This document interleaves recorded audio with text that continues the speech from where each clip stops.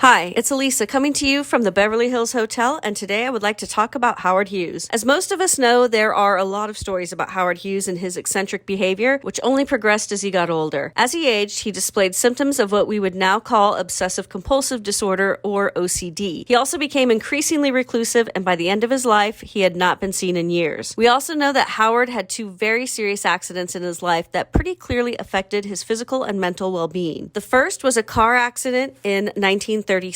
Howard struck and killed a pedestrian named Gabriel Meyer. Although he denied it, it is generally believed that Howard had been driving drunk at the time of the incident. Witnesses claimed they saw the car driving erratically before the impact. But Howard Hughes was a rich and powerful man, and it should come as no surprise that he beat the rap. Let's face it though, even though he said he wasn't drunk at the time of the accident, it's not like he didn't know the truth. The next accident came 10 years later in 1946, and this time he wasn't nearly as lucky. While flying an experimental plane, the aircraft began leaking oil. He attempted an emergency landing on a nearby golf course, but he didn't quite make it. He clipped a couple of houses on his way down before crashing into a house in Beverly Hills. His injuries were severe and extensive. When you read some accounts of his crash, you will find versions of the story reporting he recovered from his injuries. But let me tell you, he did not recover from that crash. He was in pain the rest of his life, and his mental health began deteriorating. So that brings me here to Bungalow 3 at the Beverly Hills Hotel, where Howard Hughes lived on and off for 30 years. There is a popular story about his time here that says Howard Hughes would order room service and that the staff delivering the food would hide his meals in the surrounding bushes and trees per his instructions. It's been reported so many times that it's accepted as fact. There is no doubt that Howard was eccentric by nature, and by this time he was trying to cope with mental health issues as well. But this story always seemed odd to me, and I struggled to believe it. Something seemed off, and it just didn't make sense. A few years ago, I had the opportunity to find out more about this story. I was fortunate enough to meet Cora Sue Collins, who had been a child star at MGM in the 1930s. She left the industry as a teen and later went on to marry a man in the hotel business. Well, the hotel business was also one of the many empires Howard Hughes had built for himself. Cora Sue and her husband were good friends with none other than Howard Hughes. When she came to town, she stayed at the Beverly Hills Hotel and was one of the very few visitors Howard permitted into his bungalow at the time. So I asked Cora Sue about Howard instructing the hotel staff to hide his meals outside the bushes, and she looked stunned at this ridiculous story I had just told her. She finally said no, but he did request that the same person bring him his food every time. As soon as she said that, everything made sense. Strangers made him uncomfortable. Of course, someone who was reclusive would prefer to deal with a staff member with whom he had built trust. It didn't make sense that a person who didn't want to be seen would come outside and risk being spotted playing a silly game of hide and seek with his meals. For all of Howard's issues, it's important to remember that at the end of the day, he was still a brilliant man. He was a genius who built multiple empires and employed tens of thousands of people. And here, I have to admit to some bias on my part. I have a soft spot for Howard Hughes because my grandfather was one of those employees. He was a sailor on Howard's personal yacht, the Southern Cross. But another issue on my part is that I wanted to clear up a false story because it irritates me when people have lies told about them, especially such a mean-spirited one like this. It makes Howard Hughes a laughingstock. When it's not only untrue, it just makes fun of mental health issues in general. If you ever have the chance to visit the Beverly Hills Hotel, I highly encourage you to take the opportunity. Personally, I'm a sucker for the pink and green color scheme, which kind of reminds me of strawberry shortcake, but that's just me. Just keep in mind, the story about Howard Hughes and his hidden food is not true. However, it's nice to see that the hotel he called home for so many years still remembers him and holds a special place for him. Thanks for watching. I will see you next time.